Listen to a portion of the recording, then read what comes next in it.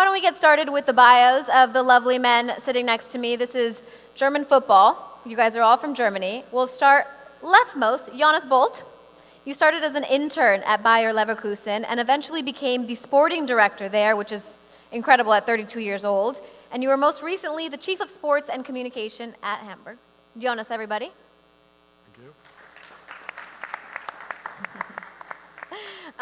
Next to him, Stefan Reinartz, former professional soccer player, played in the Bundesliga, played in Champions League, so we have the player aspect here too. And then he developed a groundbreaking approach to soccer data analysis, leading him to then co-found IMPECT, which we'll talk about in a sec. Achim Ittner, right next to me.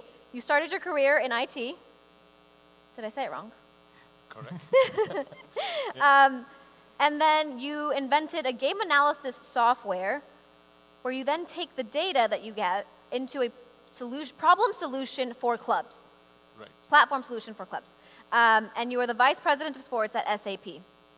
So with all of that, these three men have known each other for a very long time. And I want you guys to go ahead and explain the relationship, but we'll get into that. So this is going to be dense because there is a lot of data, and we're going to make it as digestible as possible because it's so incredibly interesting.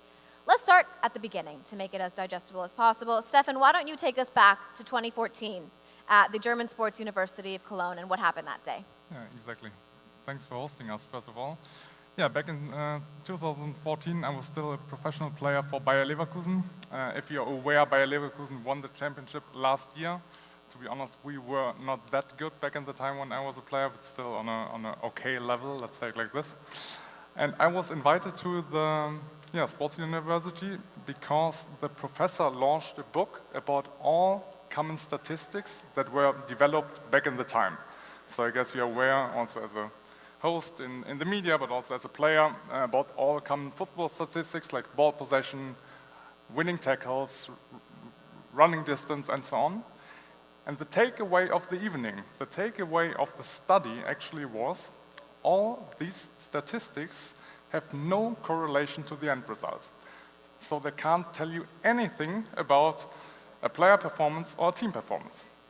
And I guess you are as well as a player. I was a bit shocked, to be honest. Yeah, I guess there are certain examples of that, but when you see that there is no correlation or a lack of correlation within these things, you then develop the concept of packing. Can you explain what that is? Sure. I wanted to start with one example, if it's working, hopefully. I need some help.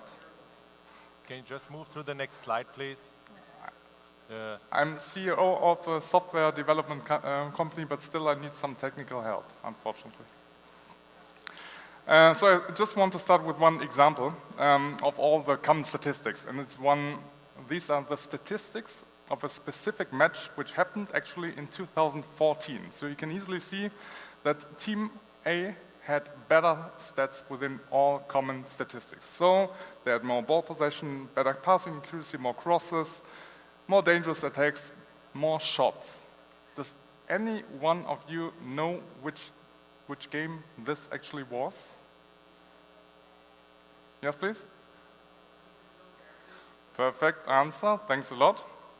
This was the World Cup semi-final, and yeah, Germany beat Brazil 7-1, and to be honest, I guess all the German people were a bit drunken after 5-0 at halftime, but still we had the feeling that Germany won it not as a coincidence or not through variance, but just because they were the better team. But yeah, you can easily see that these statistics couldn't really reflect the team performance. And yeah, towards your question, this is why we started after the panel discussion straight away to create some concepts.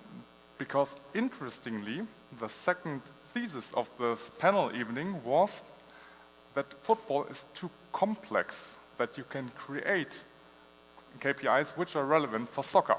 So I guess most of you are Americans, so I guess you're much more aware of the whole Moneyball approach. We just know the funny movie with Brad Pitt. And of course, the professor was aware of this, but he told us, yeah, but it's baseball, it's start and stop, and it's basketball perhaps as well, but it's just a few players. But football is too complex, 22 people, too much variance, too much coincidence. It's not possible to create KPIs. And have you ever watched the US sitcom How I Met Your Mother? Mm-hmm. Do you know this Barney Stinson moment? So this challenge accepted moment. Have you seen it? Yes, okay. So that's what went through your mind. Yeah, exactly. This was like our moment that we thought, well, let's see. We got trained as players for some concepts, what we actually had to do on the pitch. So we thought, let's think about it. And what Jenny already touched on was our first approach was called packing.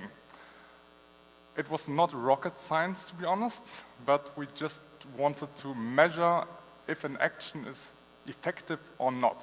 So let's have a look at this pass. Of course, you can say that it's completed, but this doesn't tell you anything about the effectiveness of the pass.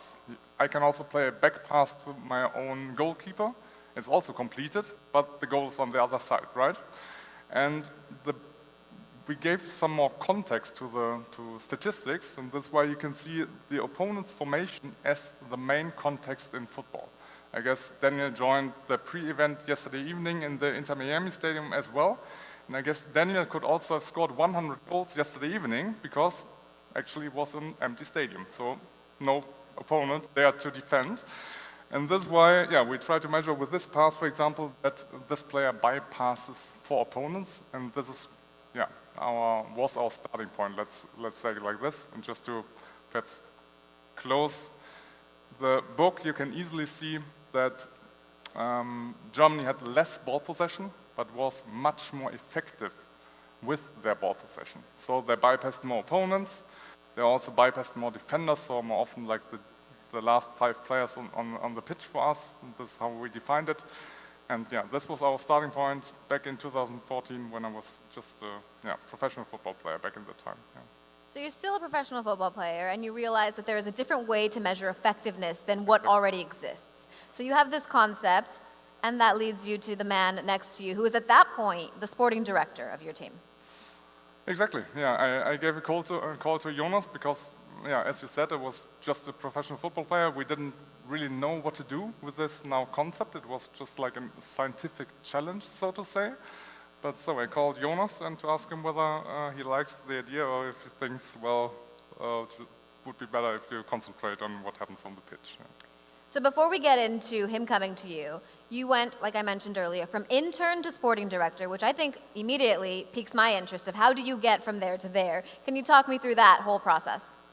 Yeah, my dream was always to work in soccer, and I got the possibility to, being an intern in the youth department, where also Stefan played. I don't know if they listen to me exactly. Then I took the opportunity.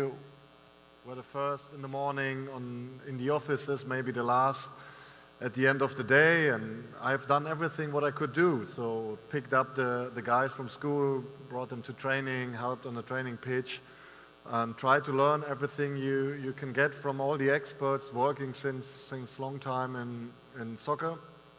And then I recognized that a lot of decisions were made by experience and maybe also by the feeling and the instinct of the stomach. And at that time, most of the clubs, becoming a bit more professional. So the first databases were into, and I'm not a tech guy, but I raised up with a computer in the house. So I tried to put everything together, and maybe the most easiest way to use. So in the morning, most of the time, I had a lot of paperwork on the desk, and it's okay, but I can't read what's on the page. So maybe you can send me an email, so it's easy for everybody. I got more responsibility, and I helped in the offices to get a better structure, to work more efficient. During that time, I went to the university to study economics, but after that, they told me always, okay, we don't have any jobs here. Maybe you go to a smaller club and take your experience you have learned here and try to build up. Because at first of time, I want to travel around, take the experience before I take a job, learn another language. So I decided to go to South America to try to learn Spanish. And they asked me, okay, you have done a lot in the scouting department. Maybe you can help us with the network. And for me, it was the second dream, I would say. So I went to Buenos Aires, went 4 hours every day learning Spanish, and in the afternoon and in the night I went to soccer games. And after, the idea was maybe 6 weeks, 8 weeks, as long as I have money in the pocket. And then they recognized that maybe the first reports were helpful, so I stayed at the end half year. We took a player from South America, and I came back with him to Leverkusen, so I got the next step, helping him with a translation in the dressing room, knowing the coaches, knowing how the things are getting in the dressing room, contract situations, and I always had people at my side. They supported me, and especially at that time, Stefan came into me, my former boss, who supported me a lot, went to Bayern Munich, so I could take his job as a sport director, and that was maybe my history in some words. Yeah. So the lesson there is to drive the players to practice, just do all of the extra stuff, right? Because then you get an opportunity, you're in Argentina for 6 months, and eventually you become a very young sporting director. Am I right? That's the lesson? Yeah. Do all of the things that you have to do to get there. I love it. Okay, so now let's go back to Stefan, coming to you, and you're now the sporting director, with this idea. How do you empower that? What do you do with that? Yeah, first of all, when he asked me if I have a bit of time, I was a bit maybe not scary, but I thought, okay, he has been always a smart guy, so maybe he has an idea to explain me that he needs a raise. Then he told me, no, I developed a new company. I said, okay, maybe he will show me why he needs a raise, because he's better than everybody expected. And when I listened to him, I was really impressed, because it has been the very first time that I saw that there's a merge of somebody who knows the practice on the pitch, but also is open-minded to the theoretic things. Because most of the time, like I said, people in soccer have made decisions by the instinct, by the experience, and then the data people came and explained everything in the theoretic way, but it never fits together, because you work at the end with people. And I said, wow, that sounds really good. And I can say maybe at this time I was your first customer. Definitely, but it was the opposite of getting a raise, because you asked us to do like 2 use cases. First one was a player you want to sign was Kevin Campbell, who actually went to RB Leipzig. And second one is doing our match analysis and squad analysis. So it was a weird situation, because I created KPIs which he then used to evaluate our performances, and to be honest, I was sitting on the bench sometimes back in the time, and the data reflected it. So it was not that smart, I would say. Instead of going in to ask for a raise, he asked you to do some free work of giving him the data and then seeing whether or not he wanted to implement it at the time. Exactly. We had some employees asking me if we can tweak the data. Tweak my data, but no, of course we can do it. Yeah. Okay, so Jonas, one of the big things is you're talking about how historically in a lot of clubs or in any workplace, you do things the way that it is done historically, right? That's just how you learn to do it. But now you're introduced to this idea that you can change how things are being done in the scouting department and in other ways. And you now have access to leadership of this club, where you have the medical team, the ticketing team, the contracts, and how do you bring all of that together to implement IMPECT and everything else? Yeah, that's a very, very good example, because with with the company Stefan founded, you could show up in the first beginning that what you see maybe, you can put it on the paper, you can explain it to the coach or to other people. But this has been one software in a very, very specific way of talking about players and the style of playing. But as you mentioned, I'm talking about contracts, talking with the coaches, how they want to train. We talk in the companies what you're doing in every department. So at that time I got in touch with Achim and with the company he has in the back. They explained, okay, we work for a lot of companies and we can build up everything a part of sport. So maybe we can find a way to found or to develop our software to put everything together. So I can sit there on my desk and have everything together, which is more into deep and more specific.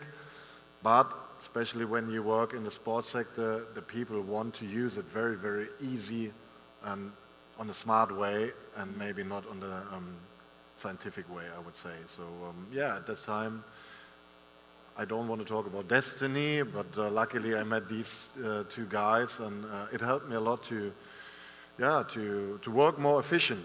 Yeah. That leads us to you, Achim. Yeah. He comes to you, and you have the IT background, the technology background to go ahead and bring this all together, right, into a product solution. So talk me through what SAP does and how you help the clubs. Right.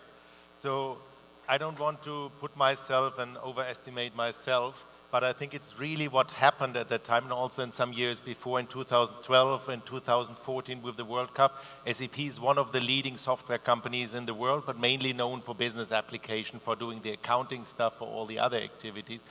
But they were lacking, of course, experience in sports, and especially in football, although the company has been committed, of course, due to the founders, to sports, to football. So one of the founders is Dietmar Opp. He is a owner of the TSG Hoffenheim, but also Hasso Plattner, the other founder, is addicted to ice hockey. He owns the NHL Sharks, in the San Jose Sharks.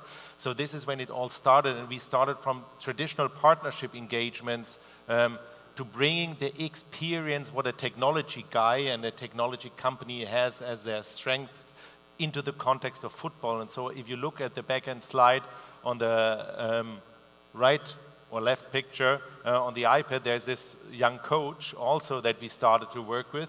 Some of them might know him. He was at that time the U19 coach of TSG Hoffenheim. Julian Nagelsmann, now the head coach of the German national team, always addicted to technology. And this is how we work. We always collected feedback from our customers, also bringing the link back to Stefan when it was about the World Cup in 2014. Software development was approaching there at these times design thinking methodology. So thinking about put yourself in the perspective of the player. What do they need, in which position, in what situation do they want to consume information? And so we developed journeys for the players for each role in the club, where we evaluated the feedback from Jonas, but also here from Jogi Löw from the national team, how they can really adopt and use software in a different way, that we don't talk about software, but we talk about value, what you need to bring to the pitch, to the players, to make better decisions, to work more efficiently, to leverage data, which is really helpful if you have meaningful data, meaningful KPIs, but you need these meaningful KPIs in the right context, at the right time, to the right audience. And that's what we did, and that's what we have been developing since 2014, now for 10 years, for a decade. And also looking here at the picture below on the right side on the iPad, that was on the bench at the European Championship at the Austrian national team with Ralf Rangnick, also using that this time, how they adopted during the matches on site with their application. That's how we have been really growing and getting experience, collecting experience, and turning that into a product. So before we get to the Austrian national team, the German national team, and how you guys integrated and helped them. Yeah, it's actually, as Jonas also said, we collected that feedback, and today, if you look in the world of sports, and also if you walk around here at SoccerX, it's a mess. It's not just one software. It's for every need that you could dream of, there's a different software. So you are lacking, in reality, how to get to that common picture that you are looking for. into a consolidated view. And a lot of clubs are struggling because they are facing now challenges like APIs. We need to integrate these topics, and a lot of data, the new job profiles, data scientists, which are generated, building a platform. And the vision of SAP was, let's build out of the experience that you have collected out of the different showcases, one platform that collects as an all-in-one platform this data to make the life more easy, and to integrate data from the data providers that we ship already APIs to integrate the impact data and the event data into the platform, that they can use it more efficiently, and that we then provide processes, business processes or sports processes like injury prevention, like supporting coaching with training plans and training recommendations, integrating players with a well-being journey about the return to play process, running the match preparation in a different process, and all of those elements in one common platform, which is standard. So I always compare the product somehow like Microsoft PowerPoint. There is no competitive advantage between the different companies if they are using Microsoft PowerPoint. It's about the content and how they adopt presentation, things are doing that. And that's what we put on analytics, that the use of data is the magic, and also to do the right visualizations in the context of that topic. And that's what we are doing, and that is what we have now developing, having now more than 30,000 users globally running this product on those platforms. So not to get too dense, but while we can see the football aspect of the health, fitness, training match and the player side of it, you also combine the ticketing aspects, the fan engagement aspects, like a platform really with a 360 view. With a 360 view, I think clubs are always challenging. Take the example of salary management for players. Salaries are very complicated in sports because they get bonuses for in the starting lineup, scoring, and these are contract details, but you need to mix the data with the event data that is being generated. So you get an extra bonus if you score a goal, and if you can that automate in a platform, that's why the power of an integrated platform is so meaningful to many of our clients. So can you take us through, you mentioned it earlier, the Austrian Football Federation and how that SAP kind of integrated into helping them? Absolutely. If you look in a country, in a very small country like Austria, in Austria you have around 3,000 professional athletes which have the potential to get to a national team. So you have different academies of the Premier clubs, of the First League clubs. You have from the country operated coaching schools, academy schools. And the goal and the ambition is, of course, in that country, find the best talent in the country. Who is the fastest sprinter ever that has been identified in Austria in the age of 14 or 15? And this is a big challenge because when we look today also with camera technologies that are offered or professional data like what IMPECT is collecting, they start on a certain level, but you're missing the grassroots. This is where you find the top talents that you need to grow. And what is the big advantage, what the Austrian story is all about, it's not about technology, but it's about sustainable following their development processes, since they're doing this now for 7 years and collecting data from that age from 7 years, since 7 years. So they collected these information of players at the age of 14, 15, which are national team players.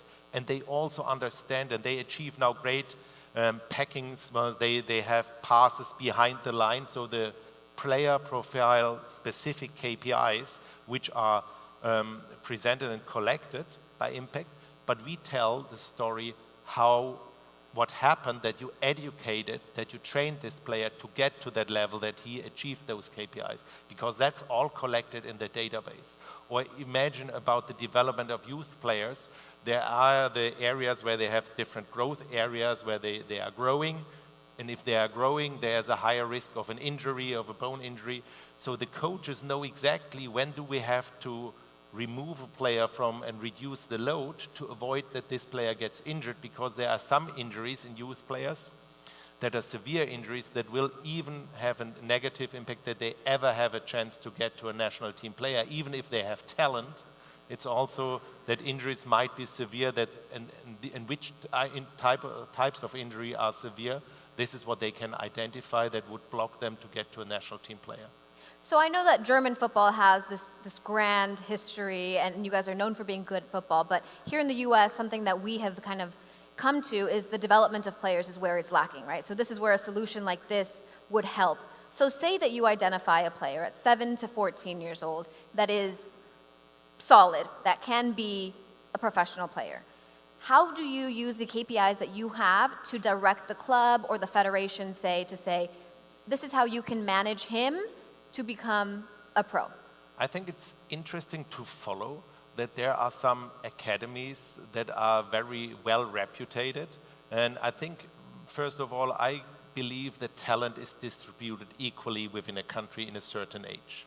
The challenge is how to identify the talent, and then what are the activities that you need to do to enrich and strengthen the talent that they get really to meaningful achievements and growing the talents. And what you can compare out of the data is what had been the activities. Is it more important to train with a person on the athletic skills in a certain age, or maybe on the mental skills? How do you measure the mental skills or the mental development and mental improvements?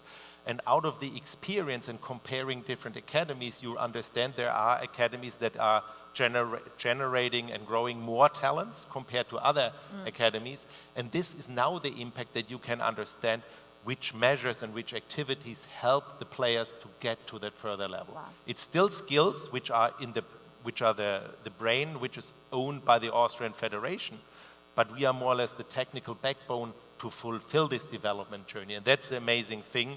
And of course, if you look back, like also other players and famous players in the German national team that were successful, followed that road and also identified those KPIs, where probably Stefan can also enrich how those KPIs from IMPECT helped in the development of the journey. Yeah, so Stefan, I know you're the data expert here, so talk us through how those KPIs are, I guess, shown in professional players that we know. Yes, perhaps one personal story in the beginning. So Bayer Leverkusen wanted to take me out when I was 15 or 16, I guess when I was 16, and because they thought I'm not good enough. When I was 17, I was a youth national player for Germany. When I was 18, I got a professional contract. So things are sometimes quite close to each other because evaluating player performances or quality was mainly driven by opinions. And this is, of course, something we want to change a bit. And yeah, as you asked for this example, okay, how can you evaluate if a player who's 13 years old, 14 years old, if he can make it to professional, and if once he's a professional, if he can make it to the top? I like this example a lot. I'm not sure if anyone from you knows this player. It's called Julian Weigel. Yeah, Daniel Lucas, yeah. It could be an interesting player for Charlotte, I guess, that's right. But most of you don't, and I guess I know why, because of the story somehow. So he was a regular starter playing for Borussia Mönchengladbach, a Bundesliga club in Germany, and then made it to Borussia Dortmund, and his head coach was, back in the time, was Thomas Tuchel. So won the Champions League with Chelsea FC, trained Bayern Munich and Paris. And he actually uses our data a lot to communicate it towards players. Of course, I would have loved it as a player. And he created a pathway for Julian Weigel. He mentioned to him, well, in this season, I don't know, 15, 16, whatever, he bypassed 37 opponents on average per game. And this was like slightly above average back in this time. Unfortunately, slightly above my numbers as well. But you can easily see this player, Granit Xhaka. I guess some of you might know him because he played for Arsenal London and now for my former club, Bayer Leverkusen, and won the championship with them. He had pretty good numbers, 55 opponents. And on the right-hand side, you can see Toni Kroos. And Toni Kroos won the Champions League uncountable times, 5 times, 6 times, didn't know where to stop. Yeah, and just in a few words, Thomas Tuchel just showed him the truth. If you want to be a regular starter for the German national team, you should reach these numbers. If you want to reach Champions League finals and want to win it, you need to reach these numbers. Within this specific case, he didn't make it. This is why none of you know the player. But of course, this is interesting because it's showing a player the truth. Because I guess Jonas knows it. All of the football players think they should be a regular starter for Real Madrid and Manchester City, but most of them are not, and there's a reason why. And it's somehow, imagine you're a long jumper and you want to train to be a better long jumper.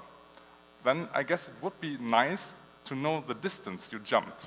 But in football, there was no distance measured like this, and yeah, this is like somehow our approach to get a bit further to this. So you get this information, right, that, okay, he needs to increase the number of opponents he's bypassing. How do you use that to develop a player? Because now we're talking about the development of, say, US players, because selfishly I want our national team to be better. How do you get them to become better at packing, at bypassing players with passing? Yeah, that's interesting. Now it's going back, and I guess it's there are lots of stories from the NBA as well that about the expected point stuff. So from where do you take the shot, so that you use the data and afterwards use it for training as well. And I guess this is somewhat the story, because then the head coach Thomas Tuchel, of course, was thinking about, okay, how can I train this with Julian Weigel that is more that is bypassing more opponents. And this actually leads to SIP as well, because then it's about, okay, thinking about the next training session, how can you train it, how can we be better at it? So I guess this is where some of our work stops. We just provide the data and explain the concept behind, but then it leads to other software tools, perhaps to training sessions where your software is also used, but then, yeah, it's another way. Please. Yeah. So as you said, it leads to the training sessions, and also it's about the philosophy. I think not every training session works, but you also in this platform, you need to think about the way of playing football, about your football philosophy, and it's not just for the players, but it's also important for the coaches. There's so much fluctuation, so you should make your decisions not on the current coach who is working with within your team, but you should follow on your vision and your strategy of playing football. So you put the philosophy of football into the platform that helps coaches to really develop and grow those players, because often there is in football so much changes in stuff and people going away. And you need to, if you really want to develop players, then it's not just a one-time activity. It takes 5 to 10 years if you look at the career path. And you need to keep this kind of commitment and sustainable work that you get independent of the current coaches, but based on your philosophy to grow the players. And that's why it's so important that you don't focus on a technology, but on your vision, on your strategy to grow. And also it's about the human itself. It's not just about technology. It's about humans, about people, how you work with the people, and that you share that information, that you can help people to grow. And it's not just about the technology. So eventually, Jonas, I want to bring you back into this. If we have all of this information, can we get to a point where we know what kind of philosophy of football is more effective? What philosophy of leadership within a club is more effective? What kind of coaching style gets across better? Because I feel like, especially in that later instance, it depends on the personalities and how they react to certain coaching. So when you have the data, can you eventually get to this philosophy is key or king?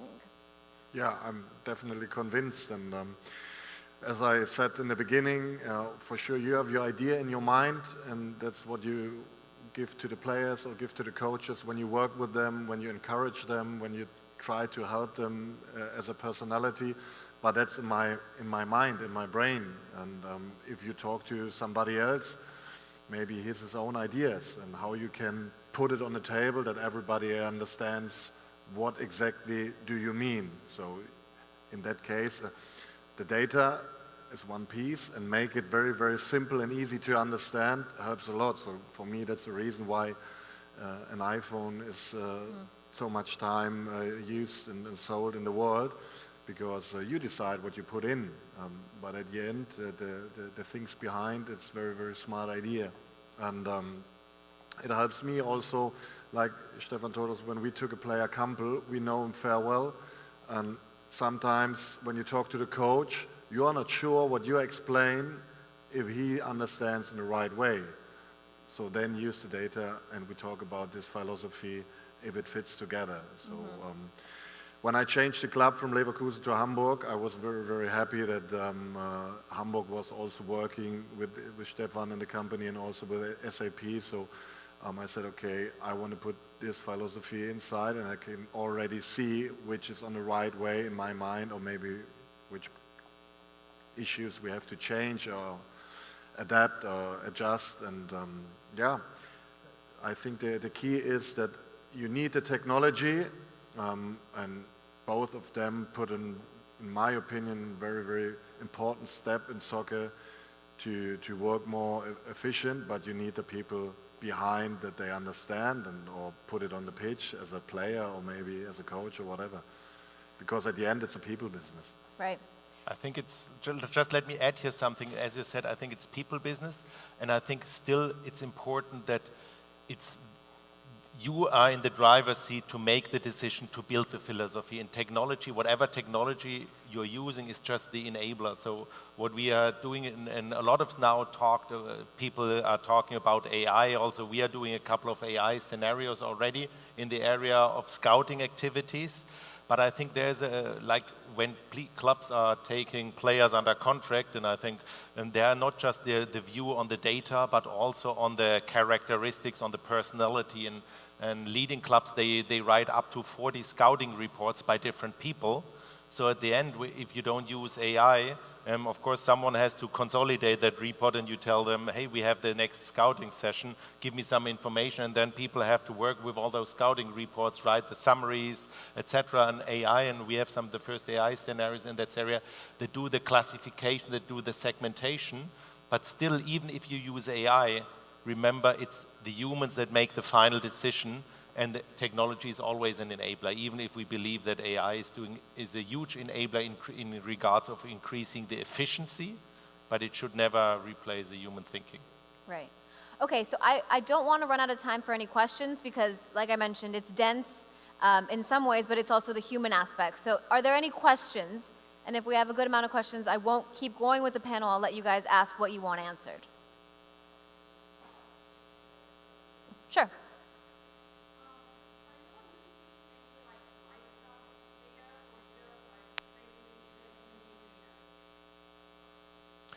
You start first? She asked about lifestyle data also being integrated. You mean lifestyle or life data?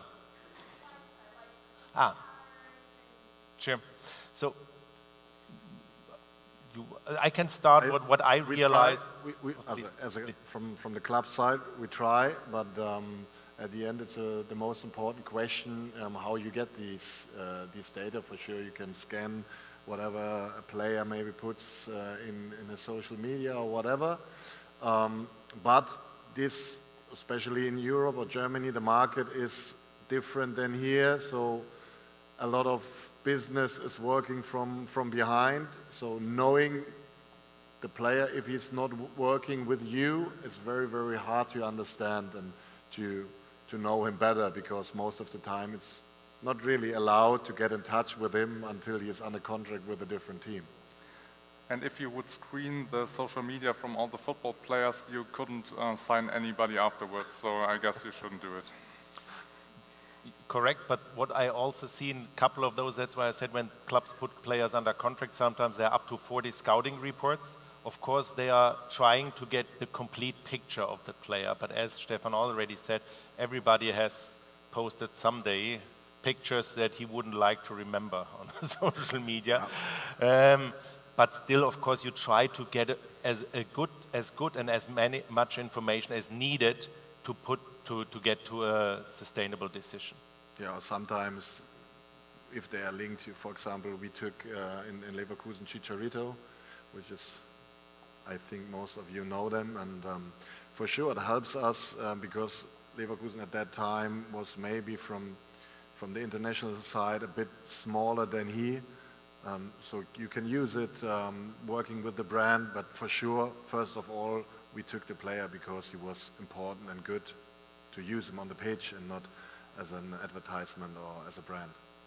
But that's the different layers, right? Because yes, on the football pitch, you want him as a player, and he scored a lot of goals for Manchester United for a certain time period, but also that is part of leadership of marketing-wise. He is going to bring in good numbers.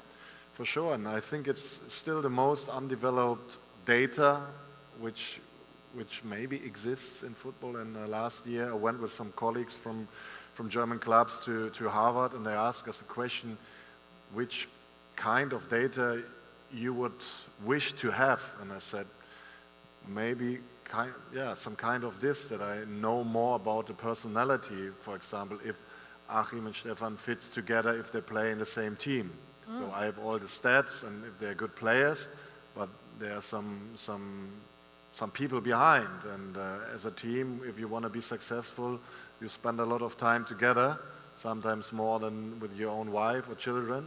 So at some point, you have to know which kind of motivation he has. It's the same one, or if they fit together or not. But there's still a lot to do, and you can't do an assessment center before, because everybody will know it and maybe put more problems with you. And I see also the value of this lifestyle data more relevant in the area of your fan engagement activities to increase merchandise and revenue, etc. So it's a different audience, different areas in the business, not versus in the scouting department. Of course, for fan engagement activities, that's a necessity. There's still a way to go. Yeah. Well, that lifestyle data, although it doesn't exist yet, would be really interesting, because we've seen a lot of players that while their stats are good, and even within your analysis can be good, they'll go to a certain country or a certain league and then just bomb and not be the player that you expected them to be. That would be the psychological question there. Are there more questions? Okay, I'll ask questions. I'm very curious about all this. So one of the things that you mentioned are the personalities. So you don't have that data, but when you say the amount of time that a team spends together, as an example, what is the balance of that? That's something that you guys can have data on. When a coach requires you to do the team meals together or sleep at the hotel right next to the stadium the day before, is that more effective than letting them be with their families the night before of a game? Is that something that data could help with? Yeah, I think there has been a change, especially after COVID, and to teams, they travel a lot, because in earlier years they put the players the day before into a hotel because they couldn't have too much stupid ideas or to went out. But right now, I think the world is so well known. So everything you do, especially when you are famous, it will come out. And the people are more professional. Maybe they like to spend the time at home with the family. So right now, I would say it's sometimes better to sleep at home to rest, because you really rest and you're professional enough to know what you have to do, then maybe 10 or 20 years before, where you usually have to close them into one hotel that nobody went out or do stupid things. Well, then it varies, right? Because say you have a newborn at home, you're probably not staying with your newborn the night before a big match, Champions League match. Stefan, I want to allow you to kind of take us through a little bit more data, because it's really interesting. And when we talk about something that maybe is a little more closer to home, now that we're in Miami, is an example in MLS. Yeah, cool. The first example we just showed was about player development, the Julian Weigel and Toni Kroos stuff, but second topic, of course, for most of MLS clubs, it's also relevant to just sign better players, right? So if you can sign Messi, I guess you will increase your performance. We would all sign Messi, right? Yeah.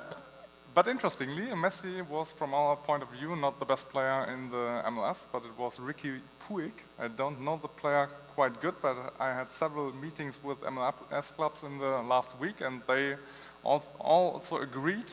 And one thing, I guess, for a club is that the player is good, but that's not enough, so to say, because it's not baseball, and not every... I have a terrible understanding of baseball, but I think they all play the same, right?